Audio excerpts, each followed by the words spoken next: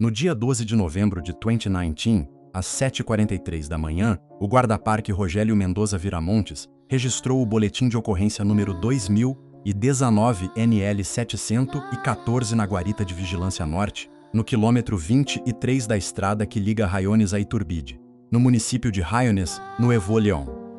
Nesse documento ele contou o encontro que teve com 4 pessoas que tinham entrado no setor Zeta do polígono florestal Canyon Prieto ainda antes do sol nascer completamente. Ele tentou impedir, explicou os riscos com todas as letras. Eles responderam que tinham entendido. O inquérito oficial da Procuradoria-Geral de Justiça de Nuevo León, encerrado em 3 de fevereiro de 2020, sob a classificação de acidente múltiplo por hipotermia, simplesmente ignora esse alerta.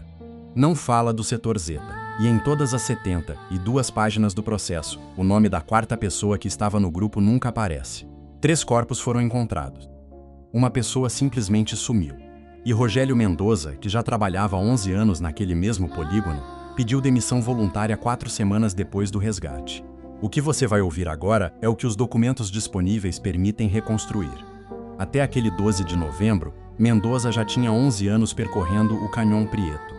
Conhecia cada trilha, cada barranco, cada mudança de terreno entre o quilômetro 18 e o 31. No relatório de avaliação da Comissão Nacional Florestal de 2018, ele tirou 94 pontos em 100, o melhor desempenho de todo o Distrito Noroeste. Era daqueles profissionais que não precisam que ninguém explique 2 vezes o que está acontecendo. 11 anos no mesmo lugar ensinam a ler a mata como se fosse uma conversa antiga. Naquela manhã ele fazia a ronda de rotina entre a guarita e o acesso ao setor Delta quando avistou o grupo. Eram 4 pessoas carregando equipamento de montanha, descendo do acostamento em direção à área de mata fechada. Eram 6h51 da manhã, segundo o livro de registros da guarita que depois foi analisado pela investigação. Ainda estava escuro. A luz era aquela luz cinzenta de novembro que não projeta sombra nenhuma. No boletim 2019 NL 7114, Mendoza descreveu o grupo com o tipo de detalhe que só quem passa 11 anos olhando quem entra e quem não deveria entra.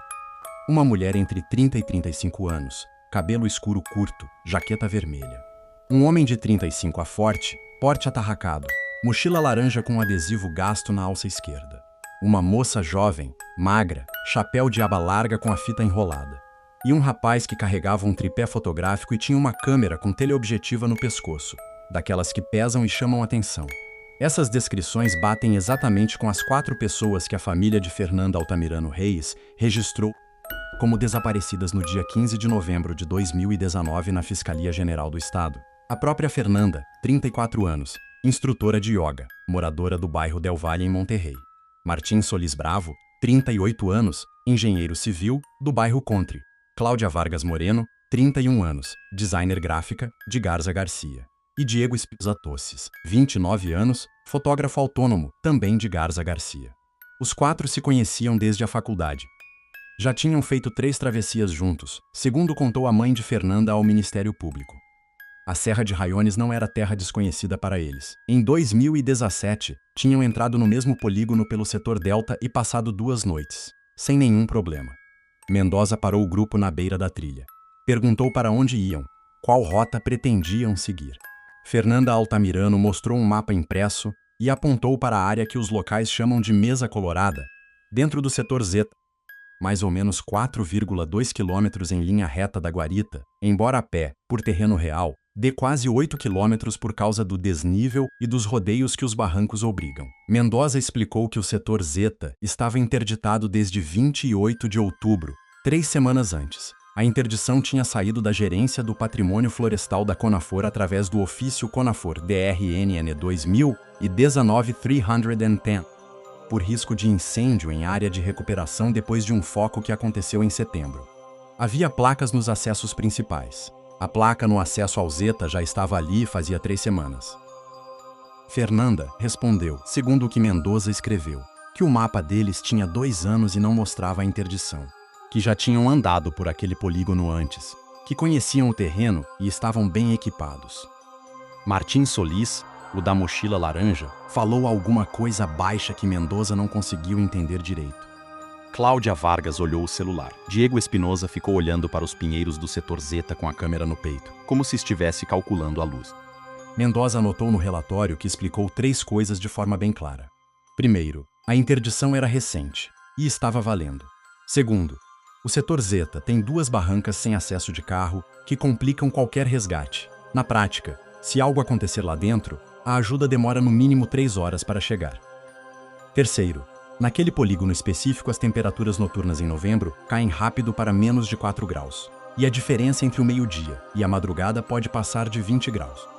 E segundo o documento CONAFOR AV 2019-871, a segunda versão do relatório que Mendoza entregou por conta própria 3 dias depois de encontrarem os corpos, ele falou mais uma coisa. Uma coisa que não entrou no relatório oficial. Uma coisa que tem a ver com o que o guarda-parque que trabalhou ali antes dele deixou escrito. Esse ponto a gente vai retomar porque é central para entender por que esse caso não bate com a versão oficial.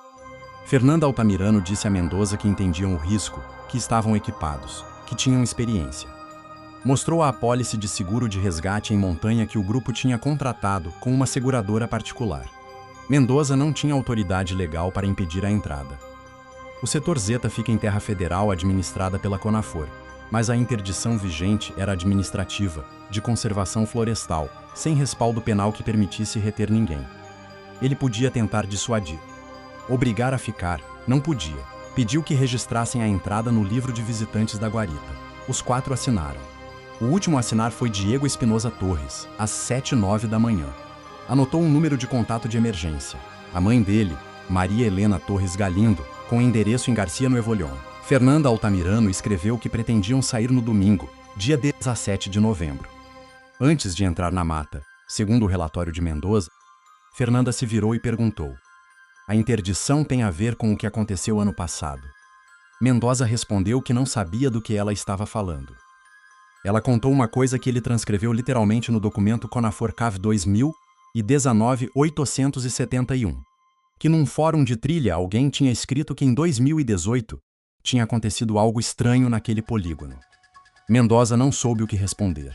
Disse que não tinha informação de nenhum incidente em 2018. Quando consultaram o livro de registros da guarita daquele ano, não havia nenhuma anotação sobre algo relevante no setor Zeta. Mas o livro da guarita só registra o que o guarda-parque decide anotar. Os 4 entraram na mata. Mendoza ficou olhando até os pinheiros os engolirem. A partir daqui, já existem 4 perguntas bem concretas que o inquérito fechado da Fiscalia não responde. E são exatamente essas perguntas que fazem o caso continuar circulando. A primeira: o que diz exatamente o parágrafo 5 da página 2 do documento CONAFOR AV 2019-871, aquele que contém a informação extra que Mendoza não colocou no primeiro relatório e entregou separado 3 dias depois do resgate. A segunda: por que o subagente Héctor Prieto Lozano, da Unidade de Apoio Pericial da Fiscalia, pediu formalmente uma avaliação psicológica para Rogélio Mendoza depois da operação de resgate, e o que exatamente ele descreveu como comportamentos e declarações que merecem avaliação especializada. A terceira: quem fez a ligação de 23 segundos que saiu do celular de Cláudia Vargas Moreno às 3h17 da madrugada do dia 16 de novembro, 11 horas depois que o corpo dela já tinha sido levado para o CEMEFO de Monterrey, e o telefone já estava guardado na área de custódia de provas. A quarta: o que os 2 socorristas encontraram quando se aproximaram da estrutura Zetafor, a cabana trancada com cadeado novo que mostrava marcas de ter sido forçada por dentro, e por que o inquérito foi encerrado sem que essa estrutura fosse revista oficialmente. Voltamos ao dia 12 de novembro, ao momento em que Mendoza voltou sozinho para a guarita. Às 7h43, meia hora depois que os 4 desapareceram entre os pinheiros, Mendoza fez a ligação que precisava fazer. Contatou a gerência regional da CONAFOR para reportar a entrada não autorizada na área interditada. A ligação durou 12 minutos, segundo o registro do livro de ocorrências. A resposta que recebeu, anotada no mesmo livro, foi para registrar o incidente e esperar instruções. As instruções nunca chegaram. Depois dessa ligação, segundo o documento CONAFOR RAV 2019-871, Mendoza fez uma coisa que ele mesmo descreveu. Caminhou até o acesso do setor Zeta. Parou no ponto onde a trilha entra no polígono. Dali tentou ver se o grupo ainda estava visível entre os pinheiros. Já não estava. Escreveu em suas anotações que ficou parado ali durante 7 minutos. Que a mata estava em silêncio. Que fazia um frio seco. que não tinha vento. Depois voltou para a guarita e naquela manhã não conseguiu terminar a ronda de rotina porque não conseguia se concentrar em mais nada. Alguém que em 11 anos de trabalho viu grupos entrando em áreas interditadas dezenas de vezes sem que nada acontecesse e que naquela manhã não consegue terminar a própria ronda. Isso diz algo sobre o que Mendoza sabia, ou sentia, ou achava que sabia sobre aquele setor. No dia 13 de novembro, o segundo dia do grupo lá dentro, Mendoza não teve contato com eles. Não é incomum. O sinal de celular no setor Zeta é ruim até nos melhores dias, e naquela época do ano a vegetação densa bloqueia ainda mais as poucas janelas de sinal que existem. O livro de registros do dia 13 mostra uma jornada normal até as 22h14 da noite, quando Mendoza anotou o que tinha ouvido, da guarita, ruídos que descreveu como movimento de veículo na trilha do setor Zeta. Aquela trilha não tem acesso de carro pelo lado da estrada principal. Existe um acesso pelo sul, por um caminho de terra que liga com a estrada estadual 28, mas esse acesso fica a mais de 9 quilômetros da guarita de Mendoza e não tem como ser ouvido de lá. Mendoza saiu para verificar. Caminhou até o acesso do setor Zeta com a lanterna. Segundo sua anotação, viu luzes entre as árvores ao longe, estavam se movendo. Calculou que estavam a 1,5 km, talvez 2. Esperou 20 minutos junto ao acesso. As luzes não saíram, não se aproximaram, simplesmente ficaram ali, se movendo entre os troncos, e depois sumiram. Ele voltou para a guarita.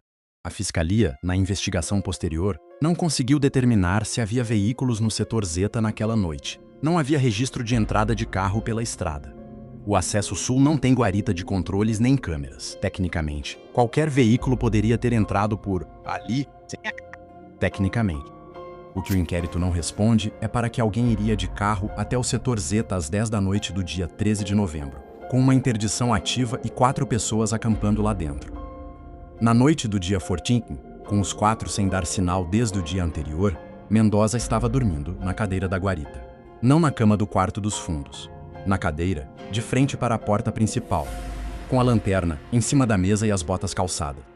Às 2h33 daquela madrugada anotou no livro: ruídos no perímetro norte. Verificação, nada visível. Voltei à guarita às 2h51. 16 minutos lá fora, no escuro de novembro, procurando a origem de um som que não encontrou. E na mesma entrada do livro, logo depois dessa nota de verificação, uma frase que não tem precedente em 11 anos de registros daquela guarita. Peço que alguém mais cubra este turno amanhã. O pedido não foi atendido. Mendoza cobriu o turno sozinho no dia 15 de novembro, até às 9h40, quando chegou a equipe de proteção civil. O grupo não voltou a ligar, mas alguém ligou.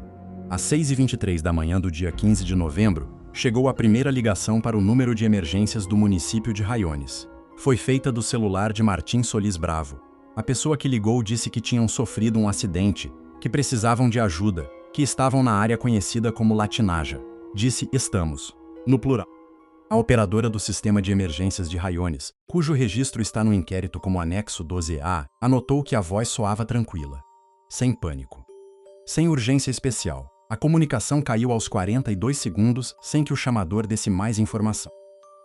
O município de Raiones ativou a unidade de proteção civil às 7h15 da mesma manhã. A primeira equipe chegou à Guarita Norte às 9h40. Mendoza os acompanhou desde o acesso do setor Delta até a bifurcação que leva ao Zeta.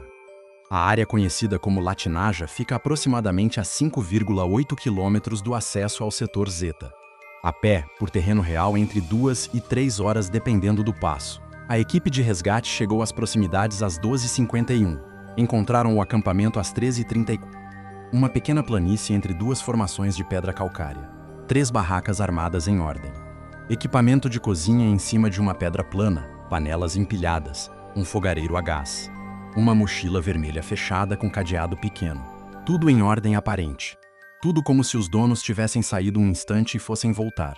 O socorrista Gustavo Ibáñez Perales, do Grupo de Busca e Salvamento de Proteção Civil de Raiones, foi o primeiro a entrar no claro. Declarou no anexo 18 do inquérito que a primeira coisa que notou não foram os corpos. Foi o silêncio. Na mata sempre tem alguma coisa, declarou.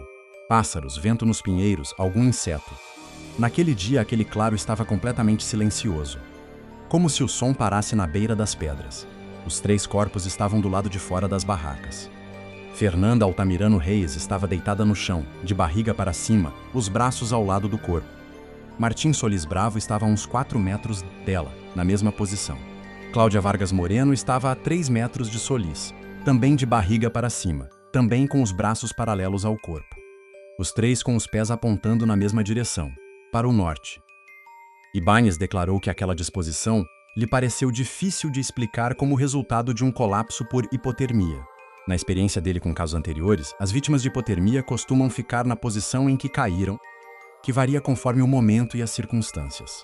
Que 3 pessoas estivessem orientadas de forma idêntica, em posição supina, com os braços paralelos ao corpo e os pés para o norte, era algo que ele nunca tinha visto. A Fiscalia não desenvolveu esse ponto no inquérito. O médico legista, Dr. Ignácio Ruvalcaba Rios, lotado na Fiscalia General, determinou que os 3 apresentavam sinais compatíveis com hipotermia severa. A temperatura estimada da morte foi fixada no intervalo entre meia-noite e 6 da manhã do dia 14 para o 15 de novembro, com margem de erro de 4 horas.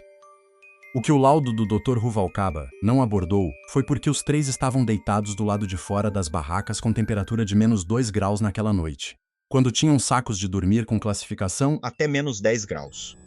Os sacos de dormir estavam dentro das barracas, enrolados, em bom estado, como se ninguém tivesse desarmado eles naquela noite. Também não havia sinais visíveis de que as barracas tivessem sido abertas por fora. Os zíperes estavam na posição normal de fechamento por dentro. Para que os 3 estivessem fora das barracas com os zíperes assim, teriam que ter saído sozinhos e fechado por fora, o que não é possível com esse tipo de zíper. Ou alguém ou alguma coisa os tirou de lá. Diego Espinosa Torres não estava no acampamento. A equipe procurou durante 3 dias. Cães de rastreamento, busca aérea com drone, 4 quadrilhas a pé cobrindo raios de entre 500 e 2.000 metros a partir do acampamento. Percorreram aproximadamente 23 quilômetros quadrados do setor Zeta. Revistaram barrancas, grotas, áreas de mata fechada, as bordas dos 2 barrancos sem acesso que Mendoza tinha mencionado no início. Diego Espinosa não apareceu. O que encontraram, no segundo dia de busca, às 11h47 da manhã, foi o tripé fotográfico dele. Estava fincado numa ladeira, sem a câmera, apontando para o oeste. Ao lado, no chão, uma garrafa de água vazia e um par de luvas do número de Diego, segundo confirmou o irmão dele em depoimento ao Ministério Público. O tripé estava limpo, sem poeira, sem umidade acumulada, sem a camada que qualquer objeto deixa depois de 4 noites no tempo daquela serra em novembro. Segundo o anexo 16 do inquérito, o socorrista que o encontrou anotou no relatório que o objeto parecia ter sido colocado ali recentemente. A Fiscalia registrou o achado. Não desenvolveu o ponto do estado do tripé no inquérito. O cartão de memória da câmera de Diego Espinosa apareceu 4 dias depois do resgate dos corpos. Não no chão. Dentro da barraca de Fernanda Altamirano, embaixo do colchão inflável, num envelope de plástico com fechamento hermético. Não é o lugar onde teria ficado se Diego tivesse guardado ali por acidente. Teria que abrir a barraca de outra pessoa, levantar o colchão e fechar o envelope com cuidado.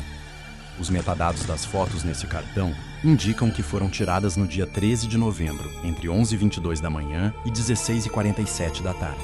Mostram a paisagem do setor Zeta durante a caminhada, a chegada ao claro do acampamento, as formações rochosas de latinaja e um trecho de pinhal que a equipe da Fiscalia não conseguiu localizar geograficamente nos 3 dias seguintes à análise das imagens. Nas últimas 4 fotografias do cartão, tiradas entre 16h31 e 16h47 da tarde do dia 13, aparece alguma coisa na borda direita do enquadramento. Nas 2 primeiras é difuso, como movimento de vegetação capturado pelo obturador.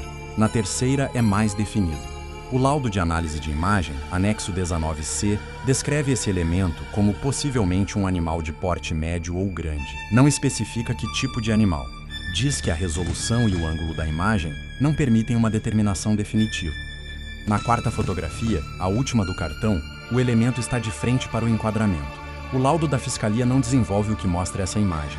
Diz que foi analisada e que não permitiu uma determinação definitiva. Essa é toda a informação disponível sobre a última foto que Diego Espinosa tirou no setor Zeta. O bolso lateral da mochila de Martim Solis continha um caderno de anotações. As páginas da caminhada, altimetria, pontos de referência, observações da paisagem, registro de um riacho seco encontrado às 14h22 do primeiro dia. A última entrada, da tarde do dia 13, às 18h05, descreve a chegada ao claro e a montagem do acampamento. diz que Diego tinha conseguido sinal suficiente para mandar uma mensagem para casa e que todos estavam bem. As anotações daquela noite são diferentes do resto do caderno. Às 21h30 tem uma entrada que diz: Diego voltou. Diz que viu as estruturas a noroeste, que uma delas tem luz dentro, que foi ver mas não chegou. Não diz por que Diego não chegou, se foi porque escureceu, se desorientou, se decidiu voltar. A anotação não especifica. Às 22h15, Fernanda e Cláudia foram ver. Eu fico. Não estou me sentindo bem desde o jantar. Estômago ou ansiedade, não sei. Elas voltam em 20 minutos. Às 20h40 já voltaram. Não dizem nada. Me dizem que não aconteceu nada, mas estão com frio e não conversam entre elas. Fernanda entrou na barraca dela. Cláudia também. Diego ainda não voltou. A última entrada não tem horário. A letra é diferente do resto do caderno. O perito que analisou o caderno, cujo laudo é o anexo 20 e 1B, confirmou que a escrita corresponde a Martim Solis, mas apontou irregularidades na pressão do traço, como se a mão que escreveu aquela última entrada estivesse tremendo, ou com pressa, ou muito fria. A entrada diz: ouvi alguém caminhando lá fora. Saí. Não tinha ninguém. Faz muito frio e não sei por que estou fora. Não me lembro de ter saído. Isso é tudo. O Dr. Ruvalcaba estimou a hora da morte do grupo no intervalo entre meia-noite e 6 da manhã do dia 14 para o 15. Se a última entrada do caderno é da noite do dia 13, Solis estava vivo pelo menos algumas horas depois de escrever. O que aconteceu nesse tempo entre a noite do dia 13 e a madrugada do dia 15 não está em nenhum documento. Às 6h23 do dia 15 de novembro, alguém ligou do número de Martim Solis pedindo ajuda. Solis, segundo a estimativa do legista, já estava morto entre 0 e 30 horas naquele momento. A análise da célula de sinal dessa ligação indica que ela se originou da torre de cobertura localizada no município de Galeana, no Evo-Lyon, a 42 quilômetros do acampamento. Esse dado por si só poderia ter explicações técnicas. Ligações de emergência em zonas com cobertura marginal podem rebater em torres distantes, quando o sinal local é insuficiente. A Fiscalia registrou sem mais análise, mas existe uma segunda ligação da mesma torre. Às 3h17 da madrugada do dia 16 de novembro, 11 horas depois que os três corpos foram levados para o CEMEFO de Monterrey, o número de Cláudia Vargas Moreno realizou uma ligação de saída. O destinatário foi um número da Cidade do México, registrado em nome de Ernesto Vargas Moreno, irmão de Cláudia, que declarou ao Ministério Público que sim, recebeu aquela ligação, que atendeu, que do outro lado não ouviu nada exceto estática e algo que descreveu como vento, ou roçar de tecido no microfone, que esperou alguns segundos e desligou. O celular de Cláudia Vargas tinha sido encontrado no dia 15 de novembro dentro da mochila vermelha do acampamento. Estava desligado quando foi recolhido como prova às 15h08. Naquela noite estava na área de custódia de provas da Fiscalia em Monterrey. A ligação de saída do número de Cláudia Vargas às 3h17 do dia 16 está registrada nos registros da operadora de telefonia. A análise de célula, a mesma torre de Galeana, a 42 quilômetros do acampamento onde os corpos foram encontrados. A Fiscalia descartou o dado com uma nota de 3 linhas que atribui a anomalia técnica possivelmente relacionada à falha no servidor de registro de chamadas da operadora. A operadora foi consultada para este material através dos registros disponíveis no inquérito. Declarou que não tinha registro de nenhuma falha naquele servidor naquela noite.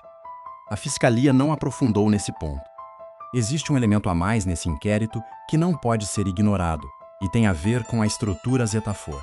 O setor Zeta do polígono Canhão Prieto tem, segundo os registros históricos da Conafor, 4 construções erguidas entre 1978 e 1989 como parte do Programa Nacional de Reflorestamento. 2 guaritas de ferramenta, um depósito e uma cabana de abrigo de pessoal. A cabana está registrada como estrutura Zeta 4 nos planos do polígono. Aparece na cartografia interna da Conafor. Sua existência é um fato administrativo documentado.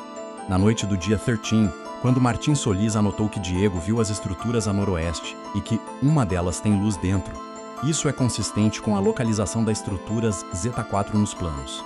Aproximadamente 800 metros a noroeste do claro, onde estava o acampamento. O socorrista Gustavo Ibanez Perales relatou ter visto essa construção no primeiro dia de busca, dia 15 de novembro. No segundo dia foi destinada uma quadrilha de 2 pessoas para revistá-la. O que essa quadrilha encontrou ficou registrado no anexo 14 do inquérito. A cabana estava fechada com cadeado externo. O cadeado era novo, sem ferrugem, sem desgaste, diferente do tipo de ferragem que uma estrutura de 1989 teria. A madeira da porta mostrava marcas recentes de ter sido forçada por dentro. Lascas para fora, não para dentro. A única janela que a estrutura tinha permitia ver alguma coisa no interior, mas com a luz do dia de fora não foi possível determinar o que era. A quadrilha anotou o achado e voltou ao centro de operações. A nota do anexo 14 diz que a revista da estrutura não era prioritária naquele momento, dado que a busca por Diego Espinosa era o objetivo. Ninguém voltou à cabana durante os 3 dias de busca. O inquérito foi encerrado sem que a estrutura Zeta 4 fosse aberta e revista de forma oficial. Isso é o que existe no inquérito. Mas existe algo mais que vem de fora do inquérito e tem que ser dito como é, não verificado de forma independente. Em janeiro de 2020, o jornalista Marco Antônio Rezendes, do semanário local Notícias Raiones, publicou no número 214 do semanário, datado de 18 de janeiro daquele ano, uma conversa com Rogélio Mendoza. A publicação tem circulação local e não está digitalizada, mas uma cópia fotográfica circulou durante alguns meses em fóruns de trilha e montanhismo. Nessa entrevista, Rezendes perguntou a Mendoza o que exatamente ele tinha dito ao grupo no dia 12 de novembro, além do alerta oficial sobre a interdição e as temperaturas.